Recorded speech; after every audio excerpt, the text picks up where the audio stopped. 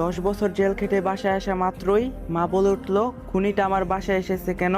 বেরিয়ে যেতে বলো কেউ। মা, আমাকে বিশ্বাস করো, আমি বাবাকে হত্যা করি নাই। তুই যদি কখনো আমার সামনে আসিস তবে আমার মরা মুখটা দেখবি। এমন কথা বলিও না মা। আজ অন্তত একটু বুকে জড়িয়ে নাও তোমার এই সন্তানকে। তোর স্থান কোথাও নেই, আর কোথাও হবেও না। রাফি, এই খুনিটাকে বের করে দে এখনই। রাফি বলল, ঠিক আছে মা, আমি দেখতাছি। তখন হাসিব বলল, ভাইয়া তোমরা আমাকে বিশ্বাস করো, আমি বাবাকে খুন করি নাই। রাফি বলল, বাবা নামটা মুখে আনবি না। তোর মতো সন্তান যেন কারো কোনো বাবা মায়ের ঘরে জন্ম না নেয়। হাসিব বলল, তুমিও অবিশ্বাস করতাছো ভাইয়া? জানো ভাইয়া, এই 10টা বছর আমি ঘুমাতে পারি নাই এই অপবাদ নিয়ে।